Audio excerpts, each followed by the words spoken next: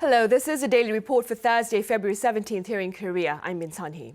The daily tally continues to climb as Omicron takes center stage here in the country. We start with the broader pandemic coverage and first we have the COVID-19 tallies with our Kwon So-ah. So let's start with the latest here on the local front then. Sunny, we are inching closer to 100,000 infections a day, and also as we're seeing a rise this Thursday to 93,135 infections tallied as of 12 a.m. And that includes more than 93,000 domestic transmissions, with a drop in imported cases to the double digits. With that, Korea has accumulated to over 1.6 million COVID-19 cases and has a death toll at 7,238. Now, meanwhile, while we're seeing a rise by around 2,700 cases from the day before, comparing the figure to last Thursday, it is an on-week surge by around 39,000 cases. And by region, there's been a rise in Gyeonggi province with over 28,000 infections, which has raised the total here to 500,000 cases now. Also, Seoul close to 20,000 new infections. And apart from Sejong City and Jeju Island, all places are reporting more than 1,000 infections. And also the number of patients in serious or critical condition has been on the rise. We are seeing this rise from the day before by around 70 people in such a condition, and also for the fourth straight day in the 300s. Onto our vaccination figures, a little over 9,000 people got their first COVID-19 dose yesterday, and also a little over 9,300 or close to 9,400 got their second one, and more than 126,000 people got their third dose on Wednesday. That's now 58.3% of the nation's population. Let's move over to the global figures. 2.1 million additional cases in the past day and more than 12,000 fatalities. And while countries like the US and Russia are still seeing over 100,000 infections, we've got Germany, who reported more than 200,000 cases in the past day, and Japan has become the 19th country to surpass the 4 million mark in total infections. And those are the general updates I have for now, but I'll see you back in a bit. Sunny? All right, so thank you for the global tallies. And while we wait for her to get seated, I'm going to turn to our Shin Yeon for a detailed coverage of the local Omicron situation. Yeon, welcome back. Thanks for having me, Sunny. Right, so Yeon, the million-dollar question that is now in the focus is, when will Korea's Omicron reach its peak, right? Right, a lot of people are very curious about that, but we haven't heard anything official from the authorities yet. All we heard from the KDCA is that we could see up to 170,000 infections per day by the end of this month. Already, we've seen the number of new infections rise 70% from the tally reported last Thursday. Compared to 2 weeks ago, today's figure represents a fourfold increase. One health expert analyzing data from the National Institute for Mathematical Sciences said Korea's Omicron peak could be in mid-March. The expert analyzed our current COVID-19 trend and said we may see up to 270,000 daily infections before cases start tapering off. And meanwhile, other health experts weren't too sure how high the figure could rise to at the peak of the wave. But one thing they were sure about is that the numbers may continue to rise for now. Because we're using rapid antigen tests, we may be seeing smaller COVID-19 case counts than the number of people actually infected. Keeping this factor in mind, we may soon witness between 150,000 and 200,000 daily infections. I still have high hopes that the peak will occur sometime today. And from early parts of this week and on, I'm still hoping to see that the numbers will start to go down in a drastic fashion. But in my current personal point of view, we still have to wait and observe for another couple days or so to really discern whether or not the curve will change its course. And now, given the latest developments, Yeon, what are authorities saying about their planned ease in social restrictions? Well, first off, the government has said it will introduce new changes to social distancing measures to minimize the damage to the economy and society as a whole. Health authorities are likely to raise the cap on private gatherings to 8 people from the current 6 and allow restaurant and cafes to stay open an hour longer until 10 p.m. But some experts say now is not the time to ease measures given that Omicron is spreading like wildfire. We just started our 4th dose booster campaign in the vulnerable groups. I don't want to make the same mistake as we did when we initially launched our Living with COVID scheme back in November of 2021, when we did not wait until our seniors received their 3rd dose booster before we opened up society. Another medical expert agreed that a premature easing of restrictions could have serious consequences. I don't understand. We're in a very dangerous situation and essential societal functions could become paralyzed if we loosen the social distancing rules right now. And one expert added that if the government does ease social distancing measures, they should do the same for vaccine passes. Earlier this week, senior health officials Hon Young-rae said that vaccine passes are still required to protect the unvaccinated. But this expert said vaccine passes aren't as effective in preventing transmission when it comes to the Omicron variant. Right now, social distancing measures or vaccine passes are not really helping in preventing the spread of infections. Because Omicron is so transmissible, whether we ease measures or ease vaccine pass rules, it's not going to really change people moving around.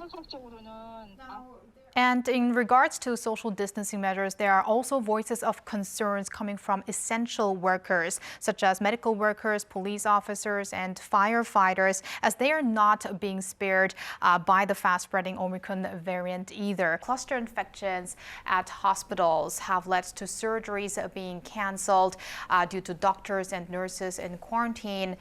At one university hospital in the capital region, a total of some 40 medical workers, including 17 doctors, were in quarantine as of Wednesday. Another hospital had some 50 medical staff testing positive this week.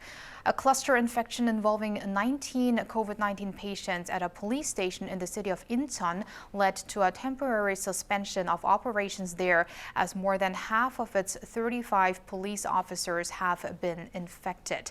The station has reopened since, but as you can imagine, workloads have pretty much doubled.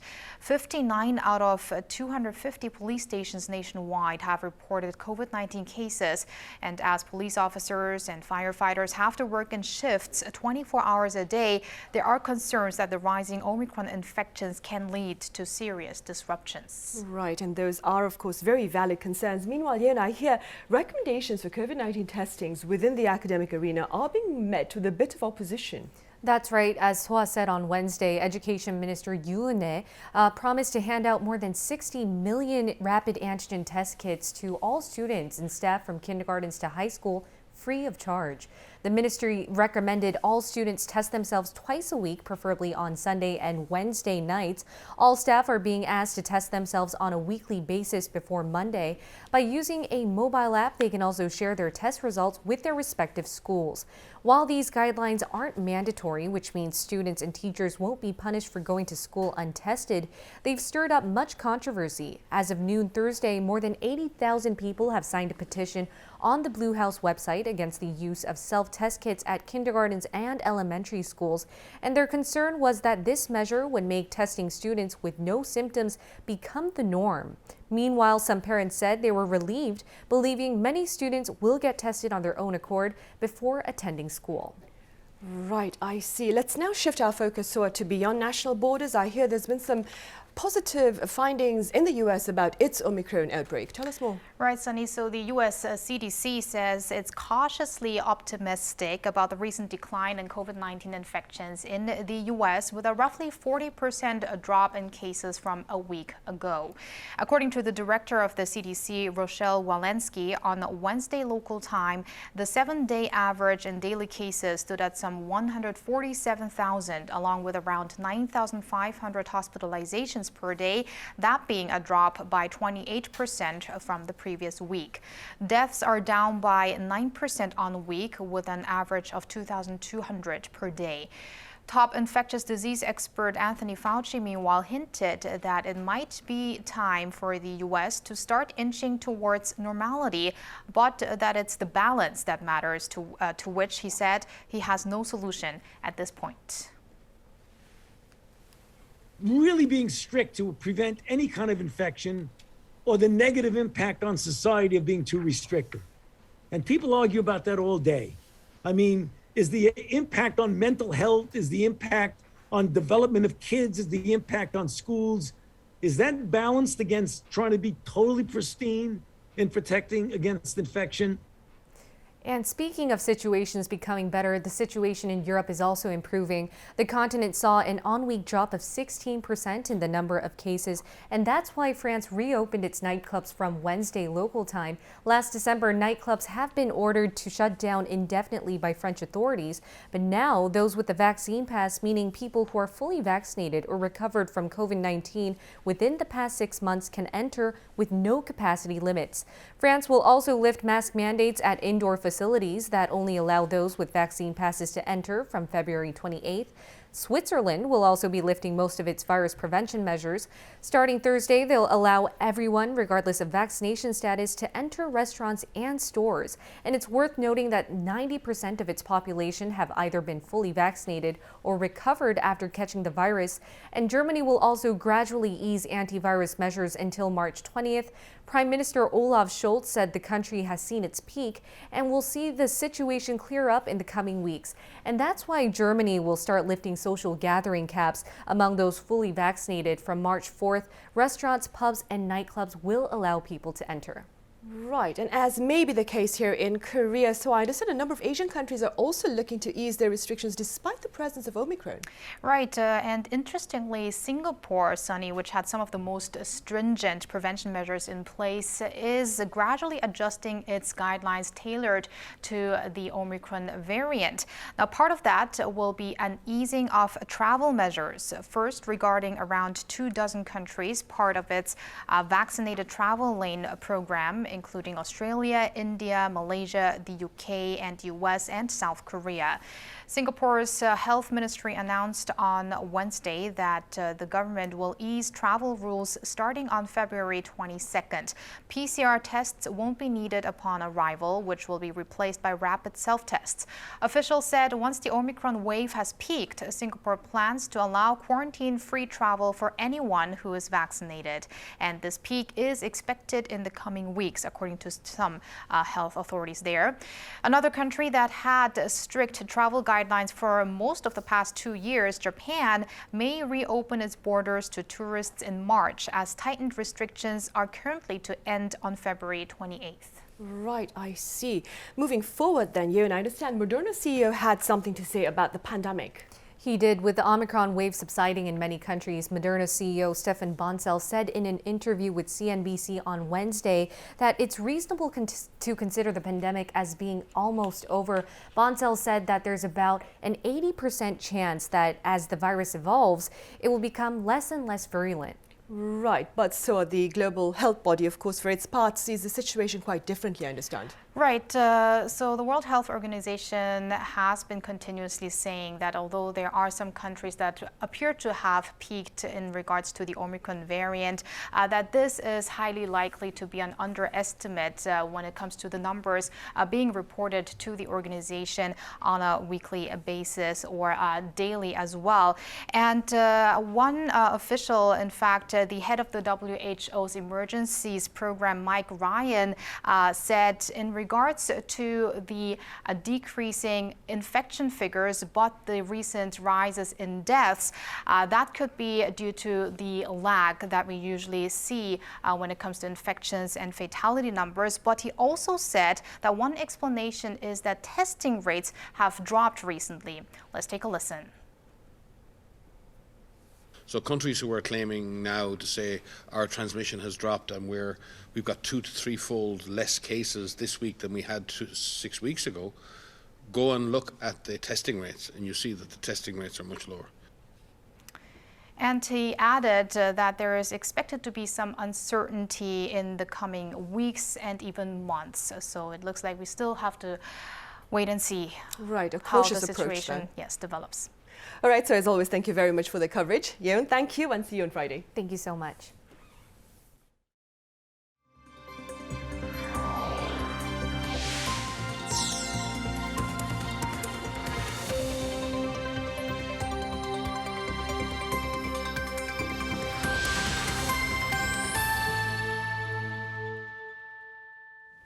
We start our new segment on this Thursday with highlights from the Winter Games in Beijing. Now, Wednesday night proved to be an eventful one for Team Korea in speed skating. Choi Min-jeong has more.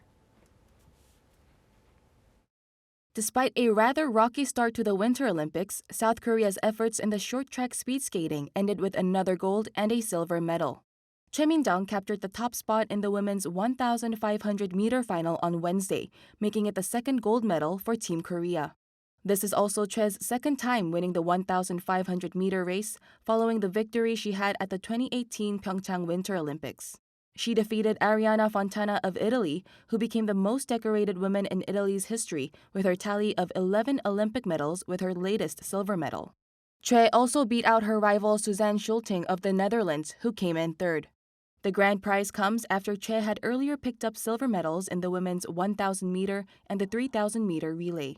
Choi has now become one of the most decorated South Korean Winter Olympic athletes, joining 3 others with a total of 5. Moments before Choi's victory, Team Korea also grabbed the silver medal in the men's 5,000-meter relay. Hwang Dae-hun, Lee Jun-seo, Park Jang-hyuk, and Kwa Kyung-gi finished second behind Canada in a little under 6 minutes 42 seconds. This marks the first medal in the men's short track relay in 12 years since the Vancouver Olympics in 2010. This was also the second medal for Hwang in Beijing, who also took gold in the 1,500 meters. South Korea's short track competition ended with the country capturing 2 gold and 3 silver medals. Choi Min-jeong, Arirang News. On the local political front, leading presidential candidates have shared their campaign slogans with the public ahead of the March 9th election. Kim Yeon-sung reports. A message to all the haters. 이재명을 싫어하시는 분들께 Candidate number 1, Lee Jae-myung of the ruling Democratic Party, starts his TV ad by acknowledging his shortcomings.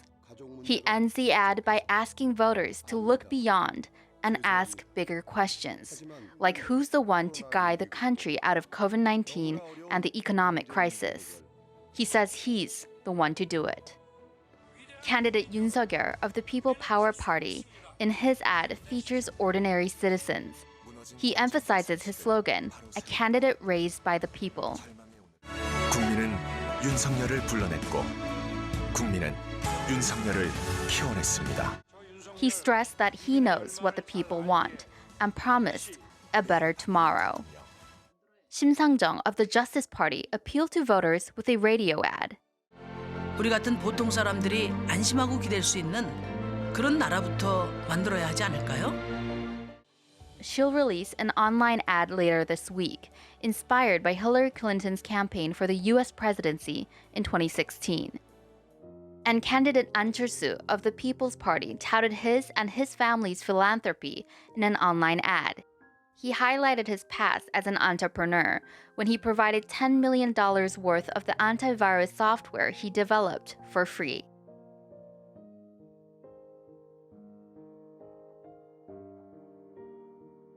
In his ad, he emphasized that he's the one who can create a country strong economically and scientifically. Videos are very influential in this day and age, so TV ads could have a bigger impact than in previous elections. A candidate who comes up with an ad that has good content and delivery could give them a slight advantage. While campaign ads are important, the expert added that video ads alone won't be the deciding factor of the race. Kim Yeon-sung, Arirang News. In Eastern Europe, tensions remain high on Ukraine's borders as senior Biden administration officials cast doubt on Russia's recent claims of troop withdrawal. Kim Yo-sun has details. Russia has confirmed a partial withdrawal of troops from the Ukrainian border, but the West says it sees no proof. U.S. Secretary of State Antony Blinken said Wednesday that Washington is yet to see any evidence of a significant Russian withdrawal. The European Commission also said NATO has not yet seen signs of any troop reduction by Russia. Ukraine is also now saying that it has not yet spotted any evidence. Unfortunately, we cannot confirm this information through objective indicators. This is not confirmed either by Ukrainian intelligence data nor by the data of the intelligence communities of our strategic partners. They made a statement as if small divisions had made a move, but we cannot say that de-escalation is happening in reality because their words were not proved by deeds. The head of NATO also said the alliance sees an increase in Russia's military buildup despite Moscow's gestures that it seeks diplomacy. Moscow has made it clear that it is prepared to contest the fundamental principles that have underpinned our security for decades, and to do so by using force. I regret to say that this is the new normal in Europe. He also explained that NATO will further strengthen its deterrence and defense. In response, Russia denounced Western media, saying the reports on, quote, Russia's alleged invasion happening on Wednesday did not come true. The Kremlin said the West's hysteria is far from reaching its peak. Elsewhere, Chinese President Xi Jinping is calling for a diplomatic resolution in a rare public comment on the issue. Beijing's foreign ministry said President Xi underscored the need for a comprehensive solution through dialogue and consultation following a call with French President Emmanuel Macron. Kim Hyo-sun, Arirang News.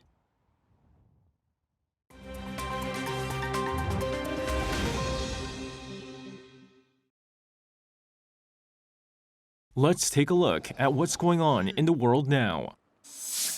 At least 44 people have been killed and many more injured after heavy rains caused massive flooding and landslides in Petrópolis in the Brazilian state of Rio de Janeiro. But the number of casualties continues to rise each hour, with authorities saying it's unknown how many people are missing. The devastating events happened as the city saw over 25 centimeters of rain in just 3 hours, close to the same amount that fell during the previous 30 days combined. Footage showed cars and houses being dragged away by landslides and water swirling through the city and neighboring districts. Petrópolis' city hall declared 3 days of mourning. The area is prone to landslides as it saw over 900 deaths from heavy rainfall in 2011. Over in Guatemala, the Central American nation was hit by a 6.2 magnitude earthquake in the early hours of Wednesday, killing at least 2 people. Authorities also say the region's San Juan Bautista Church was badly damaged.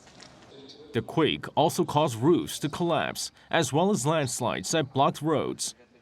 While the damage from the latest quake is assessed to have been mild, residents are on high alert as the initial quake was followed by 2 aftershocks above magnitude 4. Weeks after leading a successful coup, Burkina Faso's military leader Paul-Henri Damiba was sworn in as president on Wednesday, with a promise to deal with the mounting insecurity that ousted his predecessor. Even the fight against corruption must take a new dynamic. The public administration, which you want to put in place, must constitute itself by its mode of cooperation and by its moral values. The lieutenant colonel had little public profile before he appeared on state television last month to announce the takeover. Damiba has not announced how long he plans to hold power, but has promised to work with the economic community of West African states towards a return to democratic elections. One of the most iconic landmarks in the United States is the Hollywood sign, located in Los Angeles. But on Wednesday, more than 15-meter-tall letters were replaced with Rams House to celebrate the LA Rams' Super Bowl victory on Sunday. Fans also hit the streets of Los Angeles to celebrate the win with a massive victory parade. The LA Rams defeated the Cincinnati Bengals 23-20 in Super Bowl 56. 이 승재, Arirang News.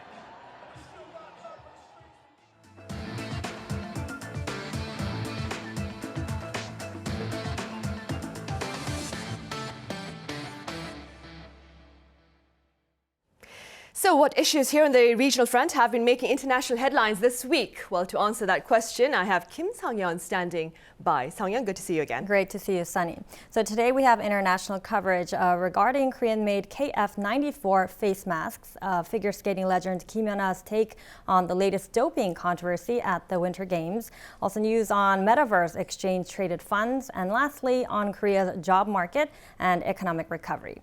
So let's dive right in.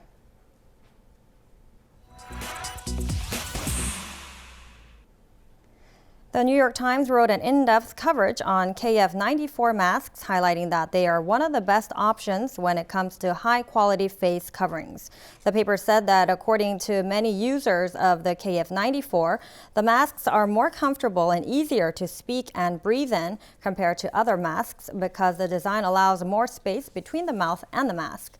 The report further cited an expert who said one of the benefits of the KF94 is that Korea imposes strict controls on mask production as well as approval for better quality assurance. And in the meantime, The Atlantic, in its report, said Korea has been a relatively COVID-resilient nation with a low death toll compared to other countries.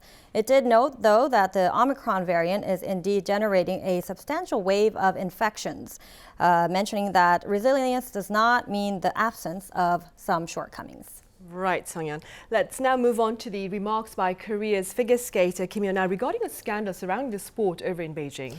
Right. Sunny, figure skating icon Kim Yeon-a basically spoke out against the whole controversy surrounding Kamila Valieva around the doping controversy. Now, she wrote in a rare social media post on Monday without directly referring to Valieva, saying an athlete who violates doping rules should not be able to compete in the games. Now, Yahoo Sports reported on Kim's comments, who added that basic principles must be followed without exception, as all players' efforts and dreams are equally precious. The report indicated that it is unclear whether Valieva will be allowed to claim her gold medal from the team event.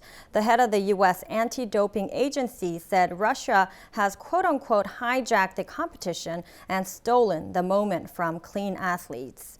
The South China Morning Post also highlighted that Queen Yeon-a received great support from netizens for expressing her opinion on such an important matter. The report added that other notable figures in the world of figure skating had also publicly shared their dismay at the IOC ruling as well. Meanwhile, on the economic front, Sang-yeon, metaverse ETFs are booming here in the country. Tell us more. Yes, that's right. This has been kind of the new trend regarding funds here in the country. ETFs, or metaverse exchange-traded funds, as you mentioned, are buzzing here in Korea, fueled by demand from retail investors, Sunny. Now, ETFs are a basket of stocks or bonds that track market indices, offering investors more diversification. And CNBC wrote that Korea's first 4 metaverse ETFs launched in October and drew inflows of $100 million in less than 2 weeks. In fact, Korea's metaverse ETFs were the first to launch in Asia, and the report explained that they have also been cropping up in the United States. CNBC wrote that as of January 19th, there were 8 metaverse ETFs listed in Korea, drawing over $1 billion in inflows, according to Samsung Asset Management, which launched 2 of the ETFs. Top holdings in the ETFs include tech companies and chip makers, as well as stocks related to Korea's entertainment industry. Experts also noted that the K-pop industry, on the back of its rising global popularity, is expected to play a key role in developing the metaverse. Right, and finally, the labor market, Sang-yeon, findings for last month showed a remarkable expansion in employment. Yes, Sunny. So Korea added the most number of jobs since the year 2000 following the Asian financial crisis. And this highlights in particular the economy's resilience amid the latest surge of Omicron infections. And according to Statistics Korea, the country added more than 1.13 million jobs in January from a year ago, which is an 11th straight month of gains and the most since March of 2000. Bloomberg added that the jobless rate decreased to 3.6% from 3.8% in December, beating the market forecast of 3.7%. The report highlighted that these numbers could add support to the view that the economy could withstand another interest rate hike as the BOK tries to rein in inflation. Experts forecast the BOK could raise the rate again to 1.5% in the second quarter. Now, Bloomberg further added that the latest data suggests that Koreans have adjusted to living with the virus, even with Omicron pushing daily tallies to new record highs. Nevertheless, the finance ministry cautioned that labor market conditions could change due to the Omicron and tough regulations. Another analyst was also cited as saying that the pace of recovery varies by each sector in the Korean economy, emphasizing that it is thus not a perfect recovery yet. All right, Sangyeon, as always then, thank you very much for that coverage. Thank you for having me.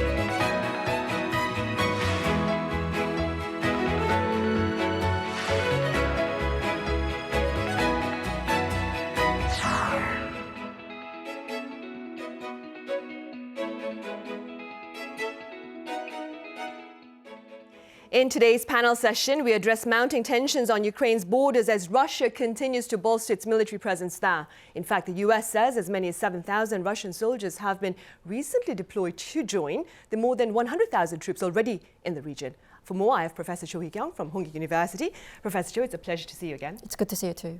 I also have Professor Im Min-jeong at Koongju National University joining us on the line. Professor Im, it's good to see you as well. Thank you. Right, Professor Choi, we'll start here. Let's begin with a few words on your thoughts regarding the situation surrounding Ukraine. You know, by this point, after Putin's pronouncement a couple of days ago saying that war is not inevitable, I thought we'd be seeing some de-escalation of tension, but we already have some unconfirmed reports about shelling in the Luhansk region in Donbas area. And so we are still uncertain, but it's basically Russia telling the West, stay out of Ukraine, and Russia telling Ukraine, don't even think about joining NATO. You belong to us and you're going to stay that way. Right, and Professor Im, staying with what Professor Choi has just mentioned, Russian media claims that in the early hours of this Thursday, there was an attack by Ukrainian forces on a pro-Russian holdout in Luhansk. What are your thoughts on this latest development? Well, I think we need to pay a lot more attention to the current situations.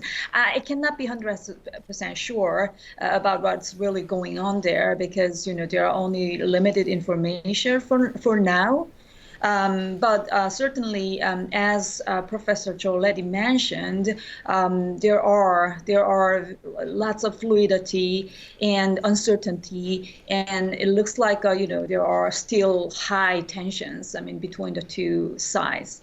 Right, they are. And Professor Im, a number of dates have been thrown about with regard to a possible Russian invasion of Ukraine. Now, the first one was the 16th of February, that was this past Thursday, and the latest one is the 20th of this month, that would be this coming Sunday. What, in your view, is the likelihood of a full blown-out invasion? Well, I don't think we need to be too obsessed with a specific date.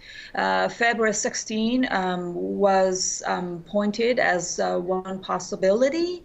It looks like, you know, of course, there must have been something like intelligence war between the Russia and the probably U.S. So that is why probably, you know, the Western, especially medias, especially pointed out that specific day, February 16, probably based on their own intelligence analysis. But another possibility, again, some other experts will say February 20 can be another possibility because that's the date for closing the ongoing Beijing 2022 Winter Olympic. But again, we cannot be 100% sure with some specific day. More important thing is, again, we can never say never, and there are still the possibility. Right. I am sure there are more questions and answers at this particular point then.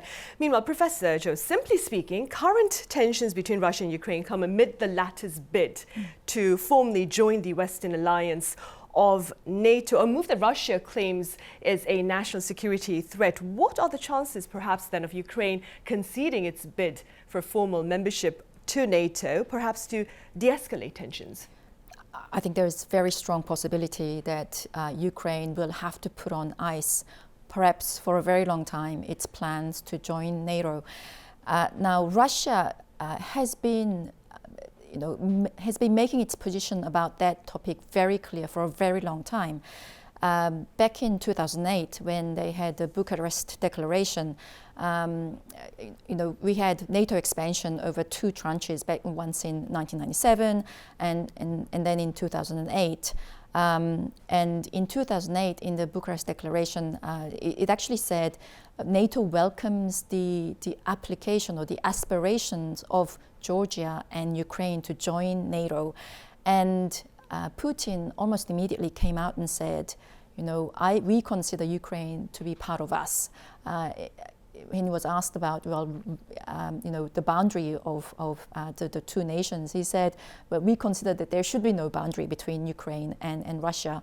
And so Ukraine, for Russia, has really important, not only strategic importance, but also historically, culturally, in terms of religion. They have really strong ties, right? Kiev and Moscow essentially formed the basis of Russian Empire. So this kind of stretches way back to 17th century. And so to Russia, losing Ukraine after the breakup of Soviet Union was possibly the biggest blow. And I think it was really happy to get Crimea back in 2012. And so for Ukraine to now say we are going to join NATO, it's basically having a set of missiles of your enemy in your backyard. And so Russia has been making its position very clear from the outset, and I think it will continue to oppose any attempt by Ukraine to join NATO. And if Ukraine insists on doing that, then Russia would rather wreck Ukraine than let it join NATO, I think. Right. And Professor Im, what more can you tell us about Russia's adamant opposition to Ukraine joining NATO? Well, I think Professor Cho already well explained about the historical ties, cultural ties, or even ethnically, religiously, they have a strong ties. Actually, President Putin published a very interesting article last summer. The title was On the Historical Unity of Russians and the Ukrainians, and he really revealed it looks like he had a very firm faith that, again, the Ukraine and the Russians are one people. So I do think, of course, President Putin is one unique, charismatic leader in the contemporary era. But at the same time, I do think President Putin's that remark or that argument presents majority of the Russian people, so what they think about the Ukraine. So, of course, they do calculate strategically, as Professor Cho already pointed out. This is the really red line that should not be crossed by Western powers. But at the same time, it looks like they do have a strong, again, ties, emotional ties, again, with the country, with the Ukraine. Another probably point I want to highlight is so far the President Putin might have intention to consolidate Russia itself. It looks like it does have domestic political purposes as well. Mm-hmm. Right. And if I could just add, right, of course, Professor Jo, something to that. what I forgot to mention is that within Ukraine itself, there is a deep division. If you look at the country of Ukraine, you can essentially put a diagonal line across it from northeast to southwest. And the northwestern part is essentially pro-European, ethnically Ukrainian part of the country, whereas southeastern part is ethnically mostly Russian, and it's pro-Russia in terms of outlook. And so this is why in the Donbass region we have those separatist movements.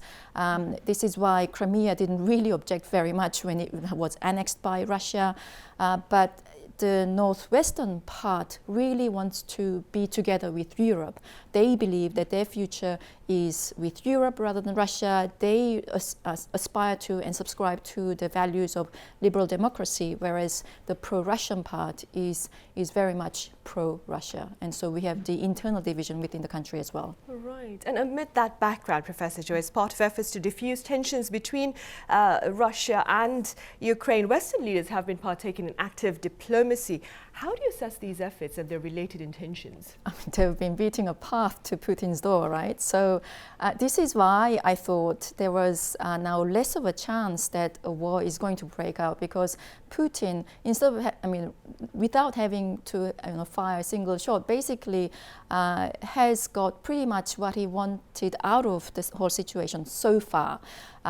There are other things that he wants on top of what he has got out, but he wanted essentially to stamp Russia's mark on Ukraine. He doesn't want anybody else to touch it. He doesn't want Ukraine to join NATO. And he also wants to announce to the world, you must not forget that we are a strong nation, that we are not going to let these kind of things happen on our watch. And he also wanted the Western European leaders to listen to him, and he's really got their attention. And so this flurry of diplomatic talks, it looks as if diplomacy is kind of doing its job, but I think ultimately it's Putin's game, and everybody is really still dancing to Putin's tunes.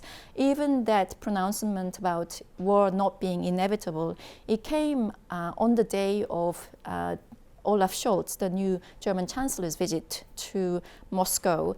And a lot of people believe that it was kind of a little gift to Olaf Scholz, almost like a little welcoming gift to him, because Russia still wants Nord Stream 2 to go ahead, the gas pipeline between Russia that would go directly to Germany through Baltic Sea, which would essentially earn Russia much more money than the line that's sort of going via Ukraine currently. And so in terms of what the Western European diplomacy has been able to achieve, I think not very much so far. Right, unfortunately. Professor Im, a Cold War era word has reportedly been floating around within diplomatic circles amid efforts to address the Ukraine situation. What can you tell us about the term Finlandization?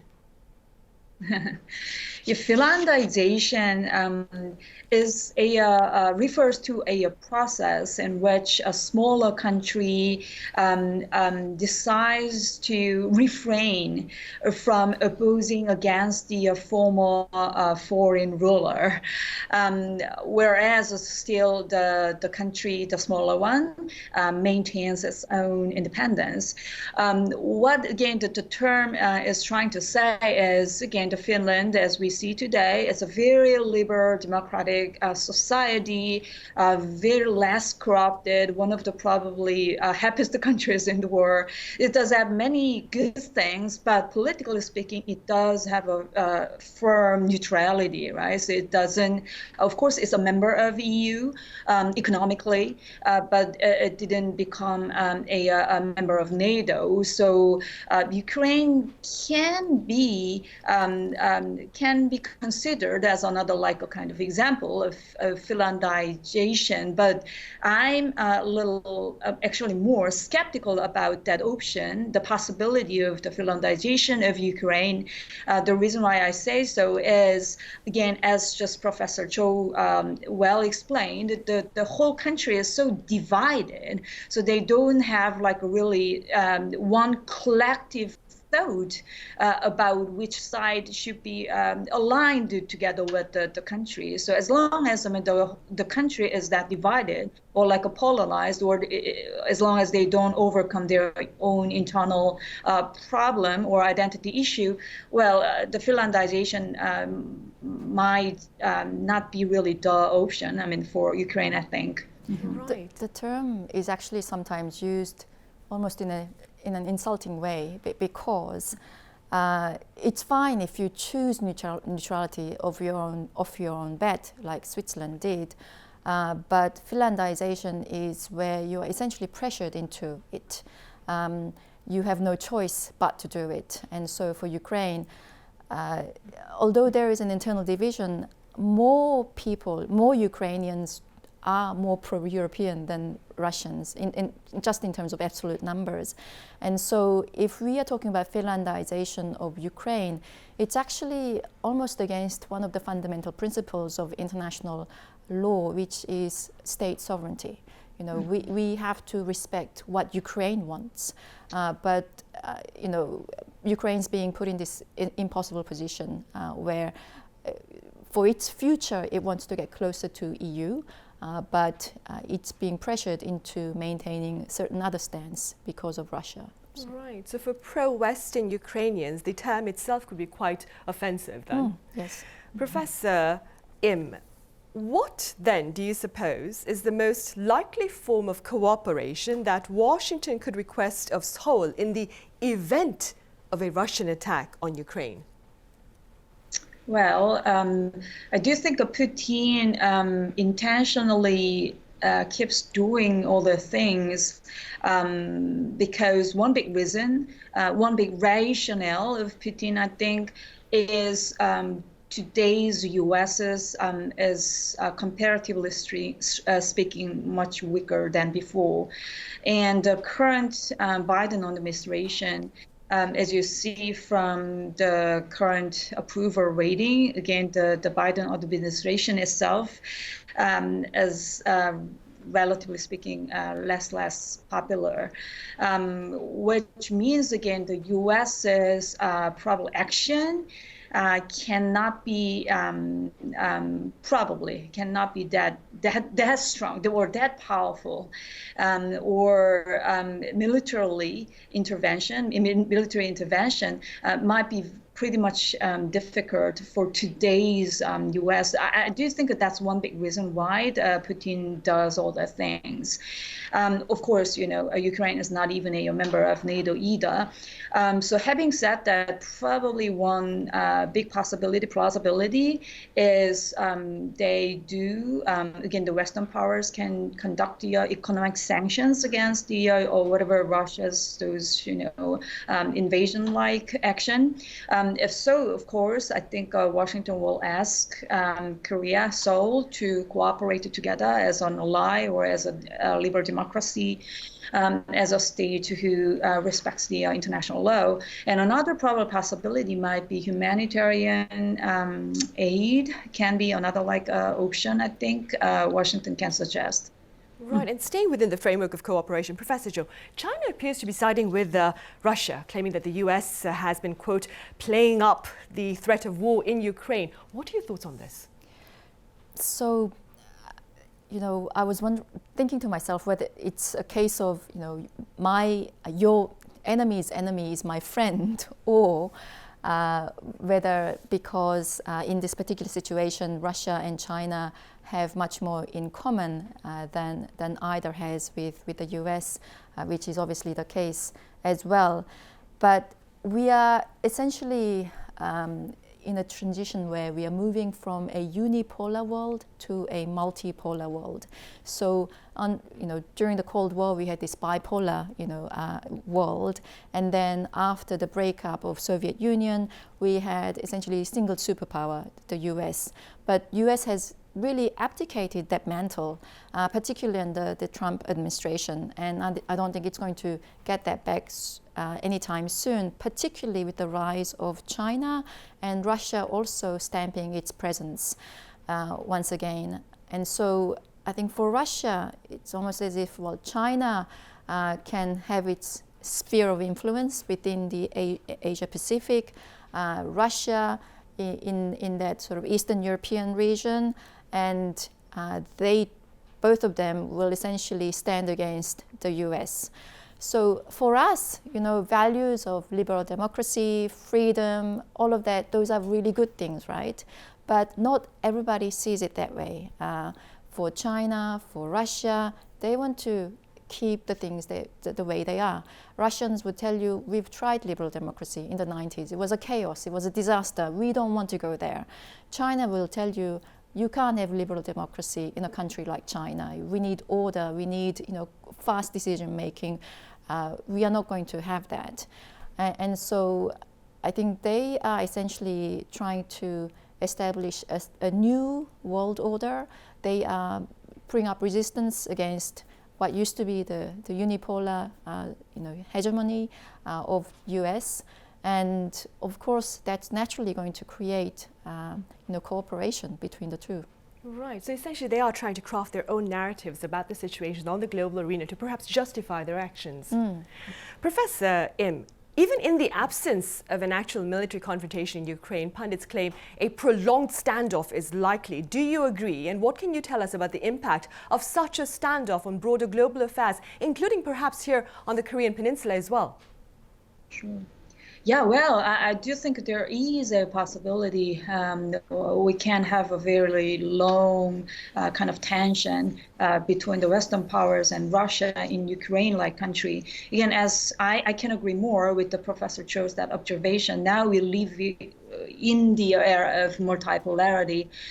U.S. as the so-called hegemon has declined, and China absolutely, not only just economically, militarily, technologically, it really rose. And Russia, this time again, it reconfirmed that, we are still here, right? So they revealed their strong presence in the international affairs again. So having said that, if Western powers cannot really conduct a really collective, consolidated action this time, if so, it can give, I think, a misleading signals to China-like country. They do have, of course, Taiwan Strait issue, and North Korea too. From North Korea's point of view, okay, Ukraine used to be a country that did have the nuclear arms in the territory, but now it doesn't have. And look at the Ukraine today, and we cannot be like that. So it will be probably another a big bad motivation for the North Korea not to give up the nuclear. So it does have many, I think, implications to other regions as well. So I truly hope, even though it is very difficult, I truly hope the liberal countries can act together. Right, hopefully they will, Professor Im. Thank you very much for your thoughts today. And Professor Cho here in the studio, it's been a learning experience. Thank you very much for your thoughts. Thank you. Right, well, dialogue to ensure a diplomatic resolution to tensions between Russia and Ukraine continue as the world prays against a violent confrontation in Eastern Europe. Thank you for watching.